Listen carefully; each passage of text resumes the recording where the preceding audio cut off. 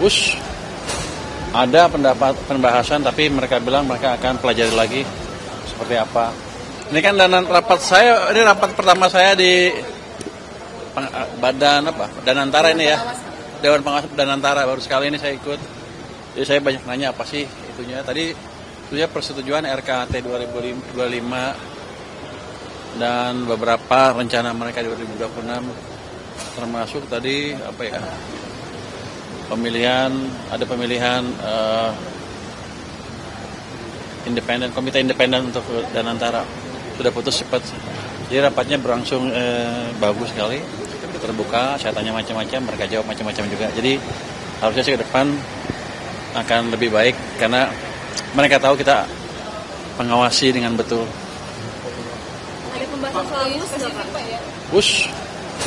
Ada pembahasan, tapi mereka bilang mereka akan pelajari lagi seperti apa. Belum tegas sih seperti yang Bapak harapkan ya Pak? Mereka ngotot aja.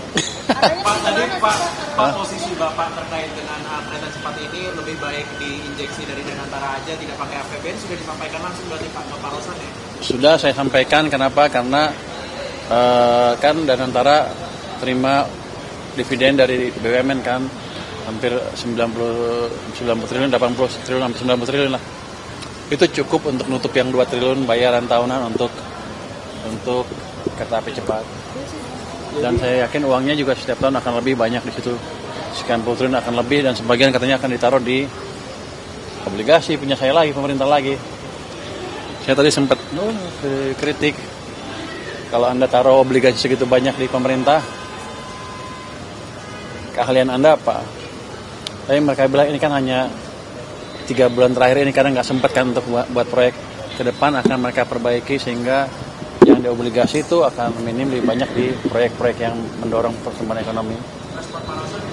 Ya? Dia setuju. Yang mana nih?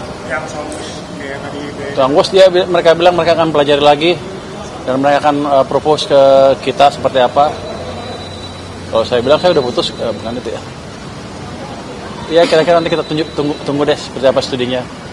Tapi yang jelas saya tanya ke beliau tadi, apakah di klausulnya ada yang bayar harus pemerintah? Kan yang penting, kalau saya tahu CDB, saya pernah diskusi nego sama CDB juga dulu. Mereka yang penting struktur pembayarannya clear. Jadi harusnya nggak ada masalah kalau Danantara bayar juga.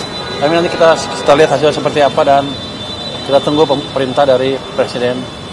Pak, pembahasannya tadi soal bus aja atau ada yang lain? Macam-macam.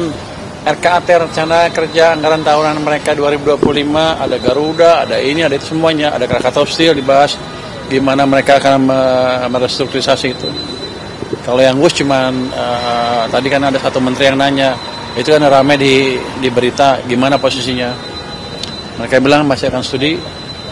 Saya sih posisinya clear karena di perjanjian mereka dengan Indonesia dengan Cina nggak ada harus pemerintah yang bayar. Biasanya sih selama struktur pembayarannya clear, mereka nggak ada masalah.